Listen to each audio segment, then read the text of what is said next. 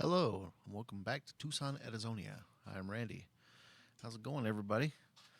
So, just finished watching Ari Shafir's new special on Netflix. Fantastic. Very funny. Not every joke's going to be a zinger, but I enjoyed it very much.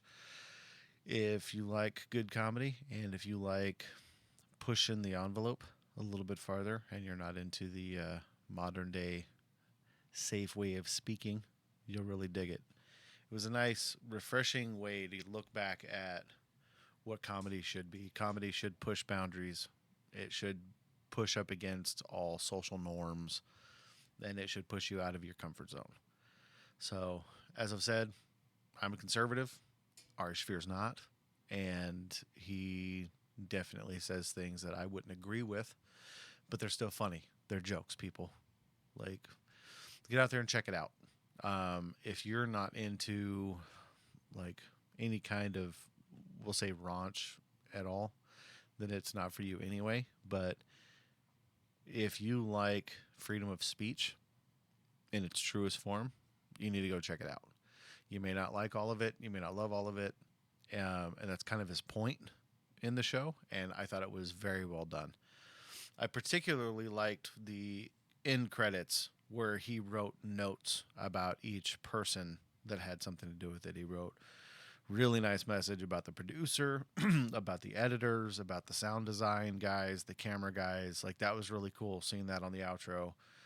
It said, produced by, and then he wrote the rest of the screen was a nice note about the person who produced it and the each individual who helped make it. That was such a cool taste, like tasteful little chef's kiss at the end of it. So few people think to do something like that, and thank all the people that helped to bring something like that to life. So that was really cool. But outside of that, I think the jokes were pretty good. I laughed at most of what he did, even the stuff that, I mean, politically or lifestyle wise or whatever, I don't agree with. I still thought was funny, and that's the point. Like comedy is the last bastion of free speech in this country, and I love seeing comedians who have never been afraid to be vocal about ridiculous jokes and making people feel uncomfortable. But I love seeing it become mainstream. Like I disagree with a lot of what Joe Rogan does.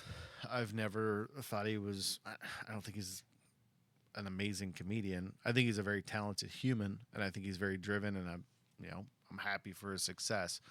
But his stand up has never been. He's no Richard Pryor, if you know what I'm talking about. He's no Sam Kinison. Like he has some jokes that are really good, but generally I don't think he's a great comedian. But I think he's an important voice for the country. And it's always fascinating to me watching people go back and forth on how they feel about him, just like Elon Musk. One minute he's the media darling for the left, and then the next minute the left hates him, and then it's this ping pong effect back and forth with every decision he makes. And you see that with Joe Rogan between what he says, the the Christian conservatives who I'm one of, but I'm not like a fundamentalist. I'm not a closed-minded individual. Like couldn't stand Joe for some of his anti-Christian beliefs or whatever. I'm like, hey man, like that's his decision. He's a grown man. Like he's not saying anything bad about us. He was laughing at us. Fine. Like the the Bible is very clear. The world is going to be against you. So he's one more person. What's the difference? But then when he starts bringing Christians on and discussing the Bible in a very respectful way and in a like truly intellectual like and curious manner, the left freaks out. They loved it when he was mocking us, and now they just can't stand that he has someone on who knows what they're talking about. So it's just really funny watching people go from being the villain to the hero every, every cycle, every news cycle. And Elon Musk is the same way. I've been telling people, dude, stop worshiping Elon Musk. Forever, the left loved him. He was their golden child, and now they hate him. And most of it's because of free speech, like or politics. The dumbest reason to hate somebody, like we're all different. There's not There's not two people on the planet that are exactly the same. Like, my best friend and I are really close to being the same person. Our wives joke that we share a brain, but there's things that he likes that I don't like. It's few and far between. I mean, we don't argue. We don't argue about anything. But like everyone, he'll have slightly different takes on things. He's not a particularly religious person. He's a Jack Mormon. Like, so we have like different views and we disagree occasionally, but that's all it ever is. It's never an argument. I have friends that hate Donald Trump. I'm still their friend. Like, they may not like me anymore. I don't know, but I would wake up at 2 a.m. and drive 200 miles to help them change a flat tire. Like, I'm still your friend. Doesn't matter. So free speech needs to be free speech, and people need to start putting their feelings aside for what actually matters. We should all be allowed to say whatever the hell we want. This special kind of reminded me in like a very loose way, very roundabout way. There's no direct connection, but it kind of reminded me of some of Jim Jeffries' old stand-ups. He says a lot of stuff. I mean, the dude's famous. His most famous bit ever is an anti-gun bit. I'm very pro 2A. From a long line of very pro 2A people. So you don't have to like them. That's fine. The country was founded to protect them and our rights and our ability to speak. And the only thing protecting your ability to say whatever the hell you want is the fact that I have firearms. I think everyone should have a firearm, even if we disagree politically. Doesn't matter. Like, I think you should be able to protect yourself. And I don't think you should have to rely on a government group of people to protect yourself. I think you should just be able to have that right. And I think you should take full advantage of it. Instead, we're making crazier and crazier laws, which are quite literally illegal.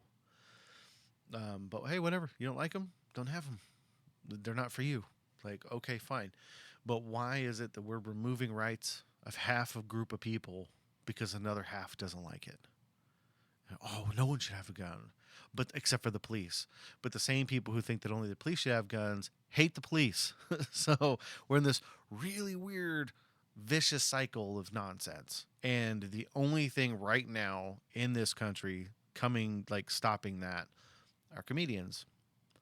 Now, you've got your fair weather comedians that would never speak out against any of the tyrannical nonsense, standing up there on New Year's Eve on CNN making very safe jokes, acting like they're not safe jokes anymore.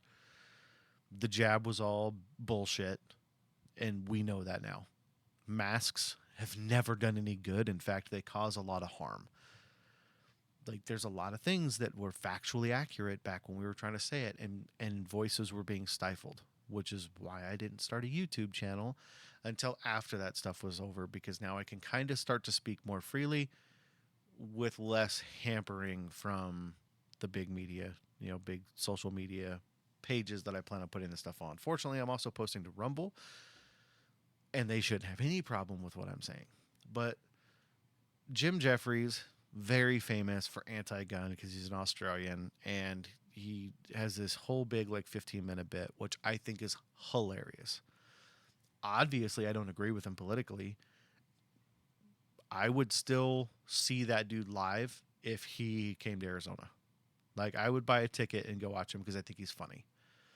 I don't have to agree with you politically. Like, I've met Dave Landau. If you've never heard of him and never seen his show, he's got a YouTube show, Through the Blaze with Quarter Black Garrett. If you've never heard of him, then you've probably never heard of Steven Crowder or the F&T, Friday Night Tights or Nerdrotic or any of these guys. But they've got a show, and he's a centrist. And I paid to his show, paid to go to, paid for tickets 8 months in advance, drove all the way to Phoenix to go see him, and I hate Phoenix. And then stood in line to meet him and hung out with him for 10 minutes and had a wonderful conversation. And he's a big RFK supporter. And the RFK should have been the guy that the left ran with, but they didn't because he's anti-establishment. So now he's hanging out with Trump. But like, I still look up to people, whether even if we disagree. If you're funny, you're funny. And if you're doing something when it's not popular and you're speaking your mind and you're trying to keep the comedy alive and keep the realm of freedom of speech alive, I respect you. I don't have to agree with you and I don't have to like you, because there's a lot of comedians out there I can't stand and I don't think they're funny at all. But hey, like, I'm not out here picketing thinking I should try to like ruin your career. If you're a hardworking person, get it. Get your money. Like, get your success. Good for you. I don't have to like you and I don't have to agree with you and I damn sure don't have to support you financially. But hey man, like, if you're doing the tough job of pushing back against mainstream media and trying to keep the voice of reason in the conversation, then I'm here for it. And Ari Shaffir, although he's not the funniest dude on earth, and he actually says at one point he's on a line saying that he's the least successful of all of his friends because he's friends with all of Joe Rogan's friends, was really fun. And it was a nice little nod, like, if you're a fan of him, if you know who he is going into it. And my wife had no idea who the hell this dude was when we were watching it, and she still laughed, even though we disagree with some of the things he said, like politically speaking. It's still funny, and I still recommend watching it, especially if you're into protecting our freedom of speech and allowing us to say whatever we want to say, no matter what. Like, the First Amendment doesn't protect speech that you like; it protects speech. Period. Oh, it doesn't protect lies. Actually, it does. Actually, it does. It protects your right to say and believe whatever you want to believe. If you want to go off and be a crazy flat earther, you're allowed to, and it's protected. And you're allowed to go around telling everyone how the earth is flat. I have flat earther friends, and it's hilarious. And if you're watching this, sorry, brother, I don't believe it, and I don't care. I don't care if the earth is a sphere, if it's flat, if it's a cube, if it's all 2D, and we're just somehow perceiving it in 3. I don't care. It doesn't change a single aspect of my life, and nor will it change a single aspect of my future. It doesn't. It has no bearing on reality. Kind of like the idea of which planet revolves around which planet, which revolves around which star. None of that matters. It does what it does, and I don't need to know because it doesn't matter. It doesn't affect any part of my day. Me being able to fix my truck doesn't require me knowing that the earth goes around the sun. So if the earth is flat and we can fall off the edge of it, it doesn't matter. I'm in a landlocked state. I don't care. So there's just silly things out there, and you're allowed to believe them. You're allowed to believe whatever you want. You want to believe in the nonsense that mainstream media is feeding you? By all means, believe it. If you don't, and you don't trust the government at all, maybe you and I can be friends, because none of it's good for us. And if you're running around arguing with each other, which I will argue with you online, it's hilarious. And you can call me room temperature IQ all you want. I don't know you. And if I met you, I could probably beat the shit out of you. So whatever you call me online, I don't care. Like, it has, again, it has as much bearing on my life, what you say about me online, as if the earth is flat or round. None of it matters. You're not affecting my paycheck. You're not affecting my livelihood. You're not affecting my happiness. You're not affecting whether or not I get up and go to work tomorrow. So none of it matters. So say whatever the hell you want. And oddly enough, I will defend your right to say it. Like, freedom of speech, baby. That's how it works. So that's just kind of my little rant on the freedom of speech. It works whether you want it to or not, and it's supposed to. And no, the only way for it to go away is if we give it away. Now, a lot of people aren't going to like this probably if they see it, but the Second Amendment protects the First. So while you guys are out there, if you disagree with me and you're still watching this, hello. If you don't like the fact that I'm saying any of this, and you don't like the fact that I have firearms, it doesn't matter. my firearms are going to keep me protected when people continue to try to take away my First Amendment. And you're giving away the thing that protects you, which blows my mind. And you're doing it in some weird veiled argument of other people's problems. Now, you can call me heartless for saying that, but if you're watching this, you haven't been eliminated by one. So everyone's got their own life experiences. I've had tons of guns pulled on me.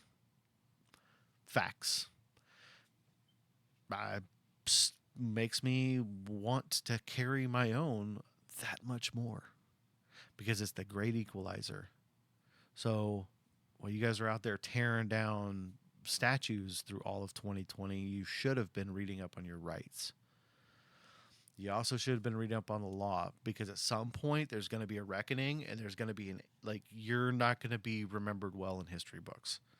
If things continue to go well, which people like Ari Shaffir believe things are still going very well, eventually history is going to realize it susses out, man. It susses out who was doing what and doing what when. Right? Do we all forget about Chaz and Chop? Like a felon with a fully automatic AK basically running a town, running a few square blocks of a town, blocking it off and killing people, killing innocent people, getting off the freeway. Like that, the stuff at some point, people are going to be realizing this. You know that there was an entire documentary about the jab and Dr. Fauci, that scumbag who lied to the entire world for years. A documentary came out proving just how big a scumbag this guy is, and not one lawsuit, not one legal claim from his group of people against anybody. No, because the facts are coming out, and the facts are going to continue to come out. Remember, they tried running Joe Rogan's name through the mud for taking horse medicine. Yeah, medicine that was designed to heal humans. And then years later, they realized they could start using it on animals. So, and it works for all kinds of things. Get out of here, man. The truth is coming out. So the truth is going to continue to come out. And if you like the truth, and if you like the fact that some people are allowed to get out there and speak whatever they want and just have a good time and push you out of your normal lifestyle, watch some comedy. It's good for you. It'll make you laugh, and it'll make you think differently. And I'm of the opinion too many people are stuck in their own little bubble. And I know everyone's always talking about, oh, you're in an echo chamber. It's like, well, I'm not. But I don't watch Fox or CNN. I watch a lot of third-party people who will talk about what Fox and CNN said and then kind of discern from there. But they talk about real stuff. They'll get into what's actually happening that matters. Like, there's an old movie, Wag the Dog. That's what 90% of this nonsense is. It's all, hey, look over here while I do this over here. So all these fires going on in LA. No one, people are barely starting to ask questions about where all this money, why did all this money go to Ukraine while these fires were ramping up? It's like, oh, hey, there's fires going on over here. Pay attention, pay attention, pay attention. And sending more aid to a war that we should have nothing to do with. 2 wars going on right now that we should have nothing to do with. So, I mean, just think for yourself.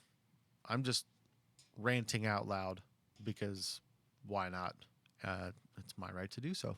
And I'm going to use my First Amendment right to say whatever the hell I want. And here I am, a random dude in my shop, saying whatever the hell I want. Think for yourselves. Do your own research, because I am so tired of reading the same 3 talking points in everyone's comments on YouTube. I just pick a random YouTube video. Hell, the other day, so a guy named Dr. Mike Israetel from RMP, he posted a picture, and it was a comment that he typed in or whatever, and it was talking about strongman, which is the only sport I really give a damn about. And it was saying, once someone has won World's Strongest Man title, should they forever be known as World's Strongest Man? And then he used, to fill in the blank, Zydrunas Savickas, arguably one of the two greatest strongmen to ever live. And it's kind of a shame that Brian Shaw is the only person whose name is known in the United States. And then like Eddie Hall, both amazing guys. I've met them both. They're fantastic gentlemen. But Zydrunas Savickas and Brian Shaw are the two names that are always in contention with each other. And if you're a fan of the sport, you know what the hell I'm talking about. So Zydrunas Savickas has won the most titles out of any man who's ever done it. He's won more trophies. He's got like a house full of trophies. So his question was, like Zydrunas Savickas, World's Strongest Man, should he always be known as World's Strongest Man, Zydrunas Savickas? So I get in the comments I was just going to be like, hey, bro, we already do that. Like Brian Shaw, 4-time World's Strongest Man, Brian Shaw. That's how he's introduced. That's how his YouTube videos go. That's how other people introduce him in their YouTube videos. That's how when I post pictures, and I haven't posted any video of me with him, but I have posted pictures of me with him. And that's what I said. 4-time World's Strongest Man, Brian Shaw. He hasn't won in years. Mitch Hooper, 2-time World's Strongest Man. Like, you meet all these World's Strongest Men, like, they're all titled World's Strongest Man. You just typically title a date to him. So, like Eddie Hall, 2017 World's Strongest Man. That's his handle on everything. So, I think that's his license plate also. It used to be Beast, but now I think it's WSM 17. So I went to go in the comments and be like, bro, we already do that as fans. Like, so however you're asking doesn't matter. The fans of the sport already do that. And some dude decided to take that moment talking about strength athletes and go, well, I think that, so someone started saying something about presidents. Well, we already do that with presidents, you know, President Nixon, President Reagan, like they're always, the title of president is always your title. And that's true. That's the normative. And then someone started talking shit about Trump. Oh, well, because, you know, wannabe dictator rolls off the tongue better. And it's like, dude, what are you talking about? Like, first off, we were talking about strength athletes, and your profile picture shows me that you're like a 19-year-old, 160-pound soaking wet dweeb. What are you doing? Like, first off, you should have some anonymity if you don't want backlash. That my stuff is all linked to everything else, so it doesn't take much to go through my Instagram, because I post clips of this on my Instagram and I use my name on Instagram. So it'd be really easy, and I'm not blocked. Like, I'm not a private account because I'm trying to grow my show. So it wouldn't take much for that knucklehead to find my channel on YouTube and start leaving comments. And he called me the room temperature IQ guy, but all of his stuff is blocked. Like, all of his profile is blocked, and he's got his pronouns in his bio. So everyone immediately was like, dude, you got pronouns in your bio. We're not talking, like, what are you doing? We can't take anything you say serious. He's like, well, it's just a right-wing talking point. It's like, yeah, 34 felonies is just a left-wing talking point.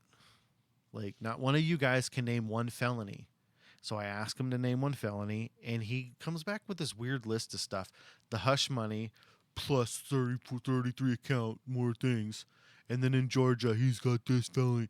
All of the stuff in Georgia was dropped, dude. He's not convicted of shit in Georgia. They dropped everything. What are you talking about? This is all political talking points.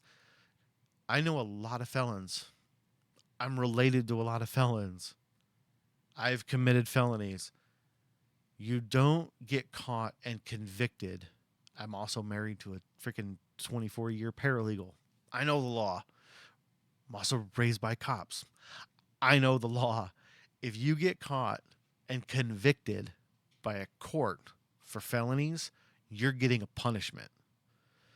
You're getting some kind of punishment. You're not getting convicted of 34 felonies and then getting zero punishment. That's because they wanted a talking point and to call this dude a felon for the rest of his days. They've been attacking him since 2015. You can kiss my ass. Is the dude perfect? Hell no. Do I like him? Absolutely. Like, do I think he's the best choice right now?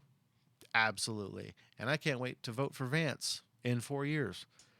Can't wait, because I love that dude. Unless something real crazy comes out about that guy, which I'm sure they're going to try, but they haven't yet, I'm voting for him. So, but you can disagree with me and tell me where I'm wrong. But if you're going to come in here and say 34 felony counts, you better have a list of those fucking felonies, because hush money is not a felony. It's not.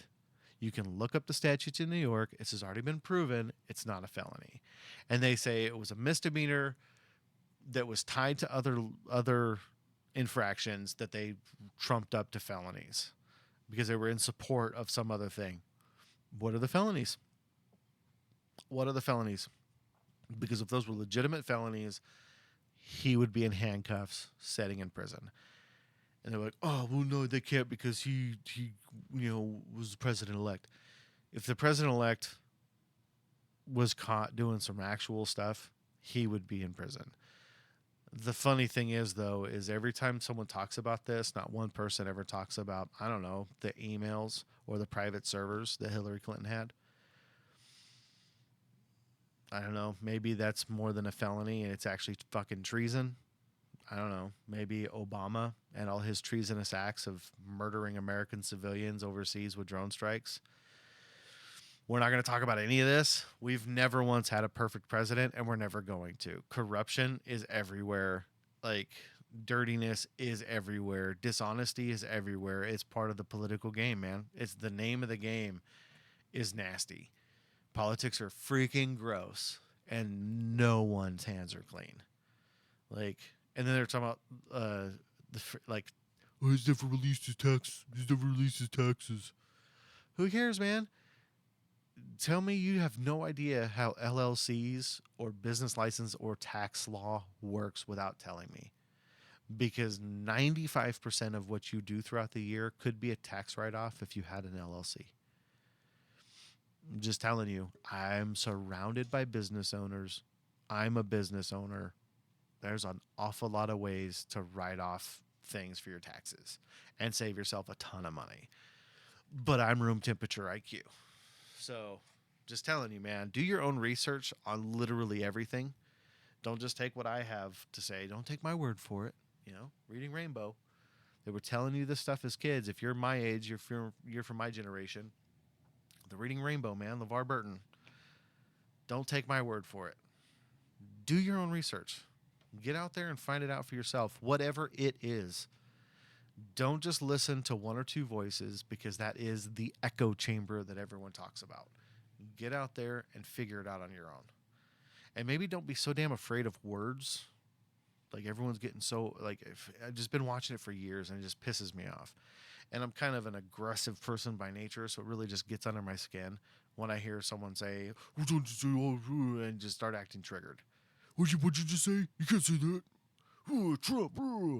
It's like, dude, who cares? Like, chill out. I didn't like the 8 years under Obama. I was told to deal with it, and I was called a fucking racist. So maybe you need to chill out. Like, politics are going to happen. ARI SHAFFIR'S says ignore it all. And some of you should, because some of you let your blood pressure get a little too high when you start thinking about politics.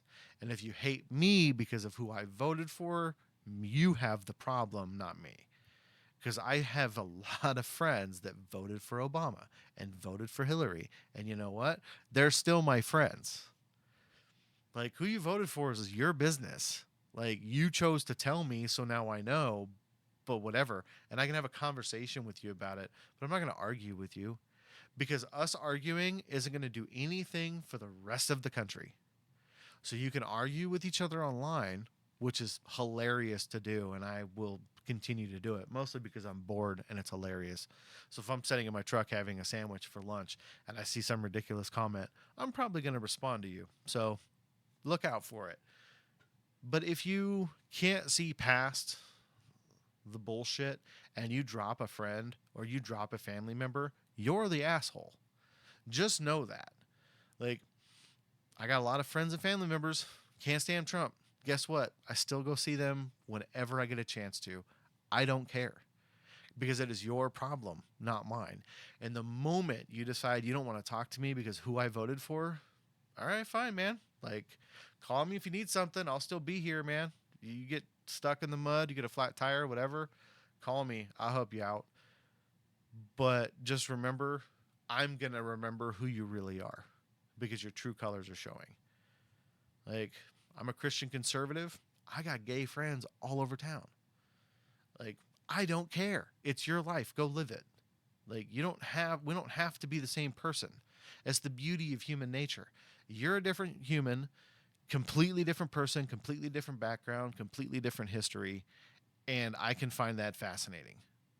And I can ask you about your walk in life, and you can have some crazy ass experience, and I'm like, whoa, you did what? Like, dude, that's crazy. Like, I don't care what your background is. I don't care what your walk is. I don't care.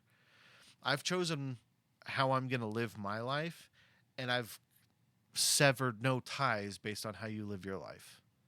Like, I can be your friend. Don't be an asshole, and I will continue to be your friend. And if we had more people like that, I think the world would be a much chiller place, and we'd probably be able to figure out how to solve all these crazy ass political problems.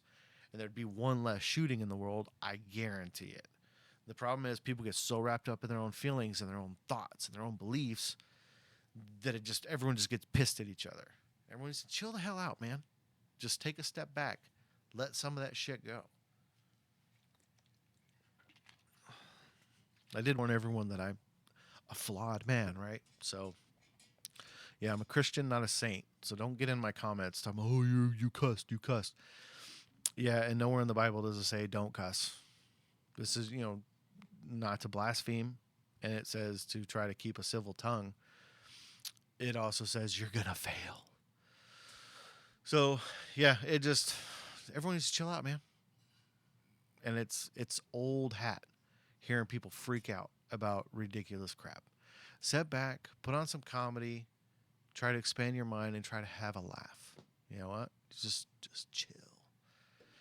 And the world might be a better place tomorrow in the morning when you wake up. You might not be so pissed off when you wake up in the morning. So, it's food for thought. Those are my thoughts. Go check out the special. I thought it was really good. Thanks for hanging out. Leave, like, share, subscribe, all the fun things. From Tucson, Arizona, I'm Randy. Have a good one.